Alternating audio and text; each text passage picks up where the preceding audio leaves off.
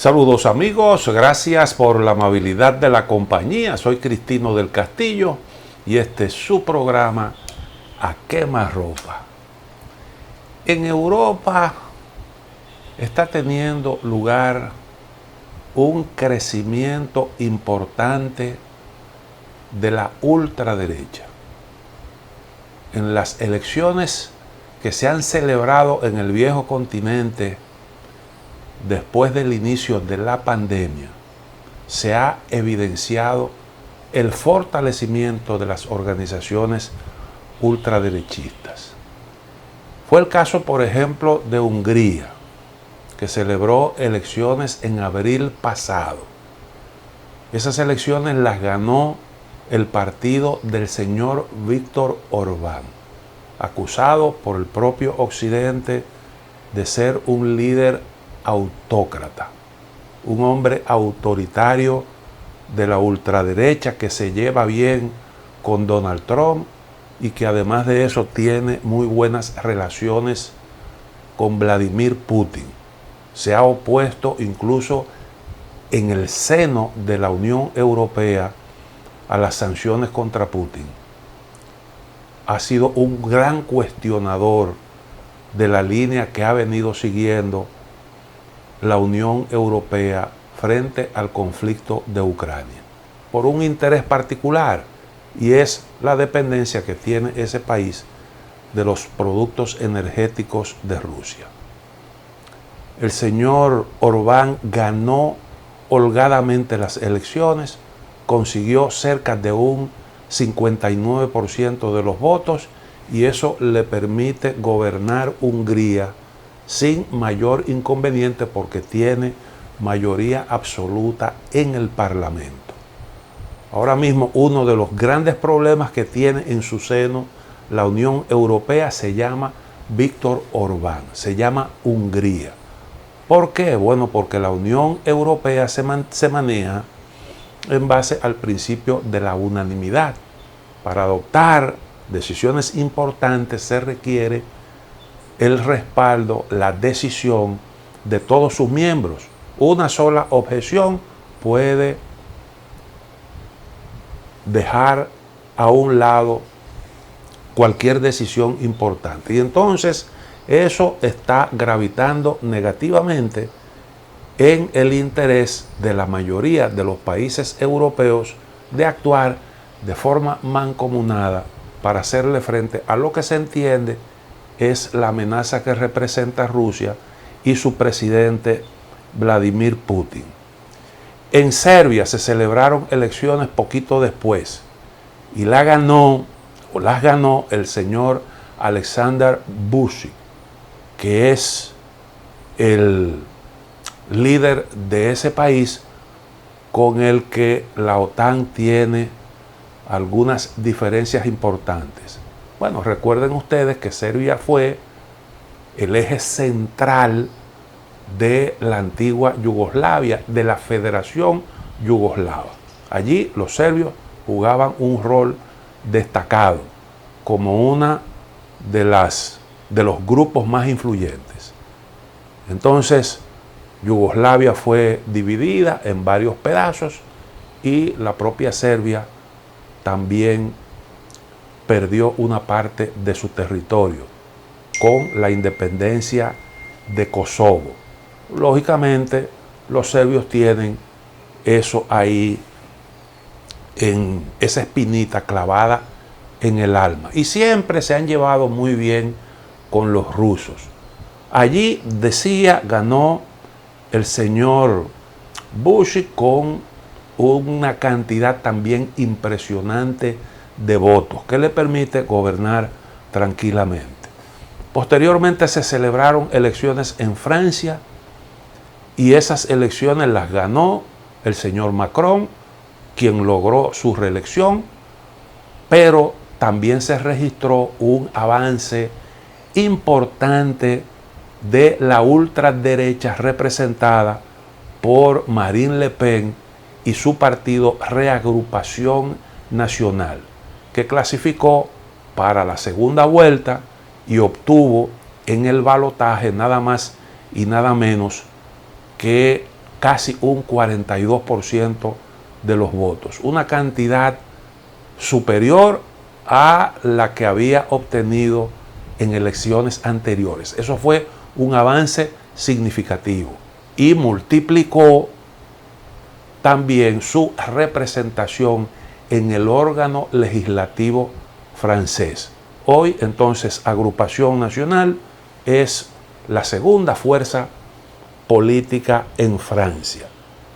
Y bueno, pues se dice que es cuestión de tiempo para que este partido pueda alzarse con el poder. El tiempo dirá. Luego, más recientemente se celebraron elecciones en Suecia.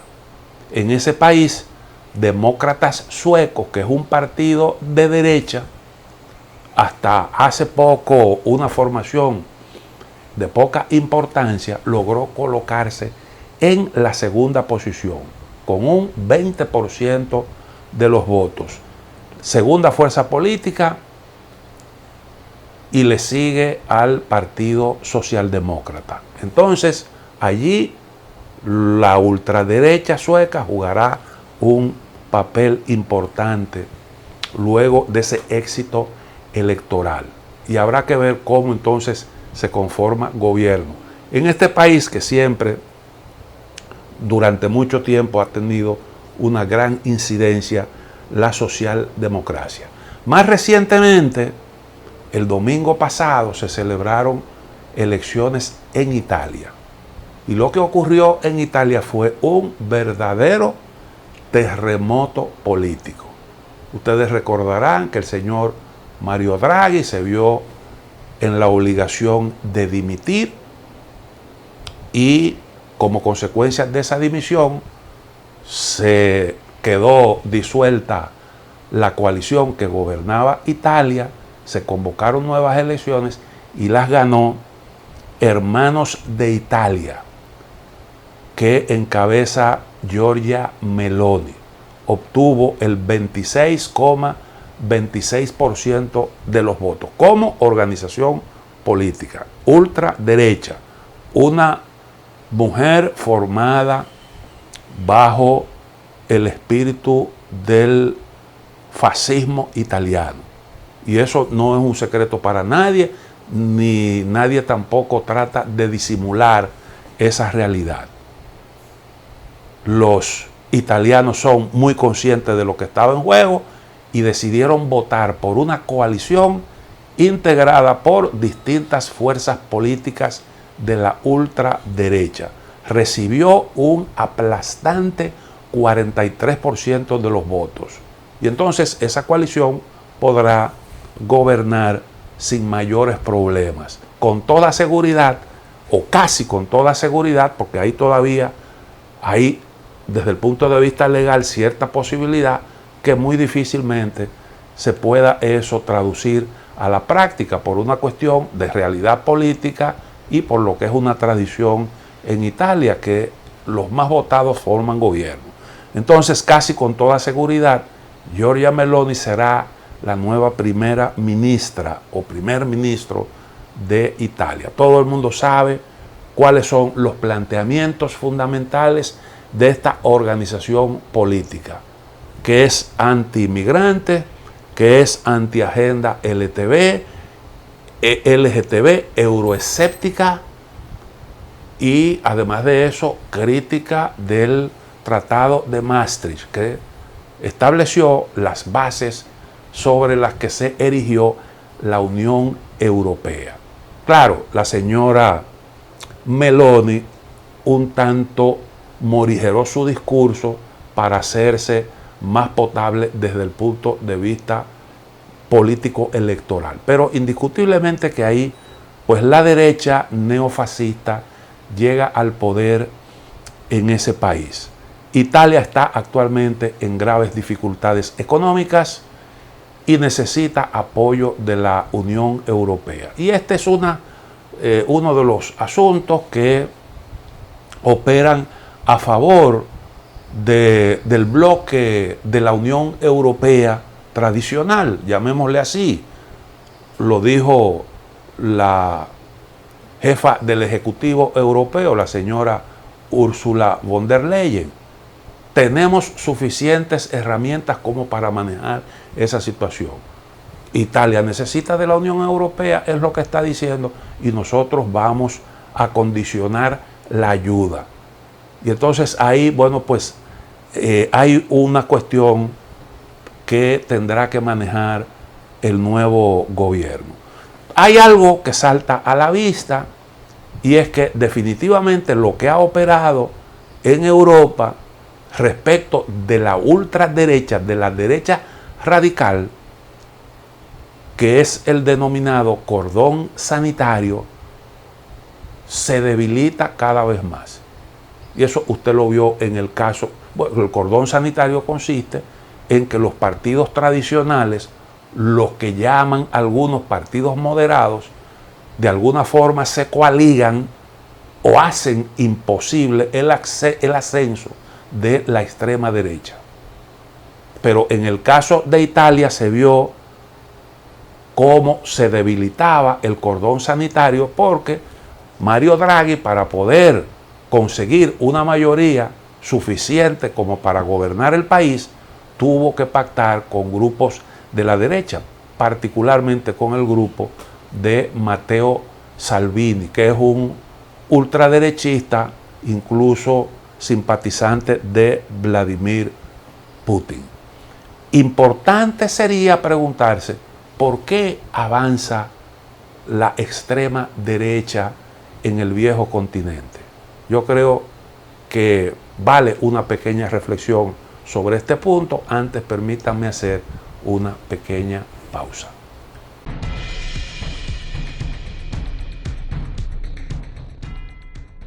El avance de la ultraderecha tiene que ver con un denominador común. Tiene un denominador común. Y se llama el fracaso de las políticas neoliberales.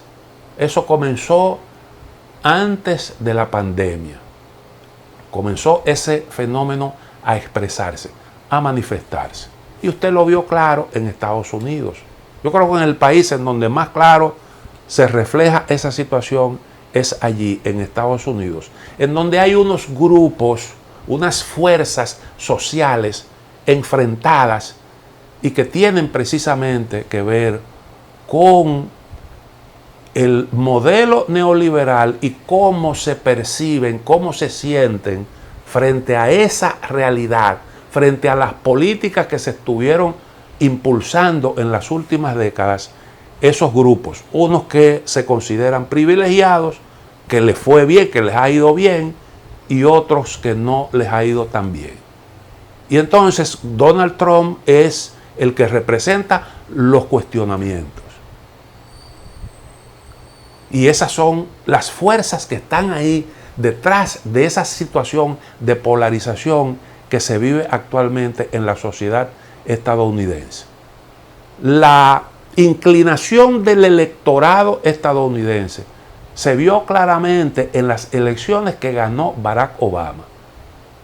Barack Obama ganó con un discurso anti-establishment, ganó con un discurso contra la guerra, y por eso le dieron el Premio Nobel de la Paz, y ganó con un discurso anti-Wall Street, que representa justamente ese poder que es el que ha estado detrás de todas esas políticas de desregularización que se han implementado en los Estados Unidos en las últimas décadas.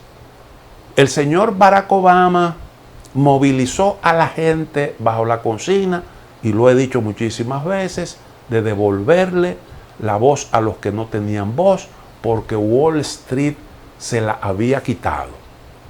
Y eso inspiró posteriormente el movimiento Occupy Wall Street, que posteriormente Barack Obama tuvo a bien reprimir.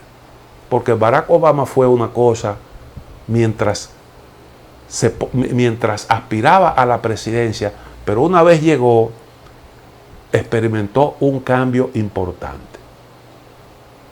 He hecho otros programas explicando este fenómeno y no quiero redundar. Vimos algo similar por su esencia en Gran Bretaña, con el fenómeno Jeremy Corbyn, que en el Partido Laborista destronó a los caciques de esa organización política con un discurso keynesiano, con un discurso contra el armamentismo y por unas políticas sociales que los políticos neoliberales nunca se animaron a impulsar. Con un discurso parecido al de Barack Obama, se hizo con el liderazgo de esa organización política. Lo defenestraron porque los dos partidos tradicionales de Reino Unido vieron en él una amenaza y empujaron en la misma dirección y lograron neutralizarlo con fórmulas diversas, incluso hasta lo expulsaron del partido. Pero él ganó con pequeños aportes de la militancia del Partido Laborista. Fue un fenómeno parecido al de el señor senador de Estados Unidos, el demócrata Bernie Sanders. Bernie Sanders se negó a recibir contribuciones de los poderosos y eso le permitió sostener un discurso bastante progresista en Estados Unidos. Y ese es otro fenómeno que también refleja lo que está en el fondo de la situación que hoy vive Estados Unidos. Porque apareció un Donald Trump que defenestró al viejo liderazgo del Partido Republicano y se hizo con su control, cuestionó el establishment de la sociedad estadounidense, denunció el sistema que según sus consideraciones estaba roto. En otras palabras, él intentó lo mismo que Barack Obama, pero su discurso era parecido, de cuestionamiento, pero desde una óptica de la derecha. Y eso le dio resultado. Y el electorado, los votantes estadounidenses, utilizaron a Donald Trump para intentar quebrar un sistema que el propio Barack Obama había dicho que estaba enfermo y que Donald Trump también denunció. Y entonces, ese es un fenómeno que no solo afecta a Estados Unidos, ahí lo vimos en el caso de Gran Bretaña. Ustedes ven ahora mismo a una nueva primera ministra británica, que no obstante las señales claras de agotamiento del viejo modelo, cuando en el mundo entero se dan pasos atrás hacia políticas distintas a las neoliberales, que insiste en el viejo liberalismo de Adam Smith en su concepción más pura, hasta el punto de abogar por reducirle los impuestos a los que más tienen, exclusivamente a los que más tienen, cuando se ha demostrado ya hasta la saciedad de que eso del derrame nunca se produce. Sin embargo, allí todavía hay quienes insisten. Y entonces yo digo que todo esto es lo que realmente está experimentando el mundo. Y usted ve que opciones distintas a las tradicionales están teniendo un gran avance.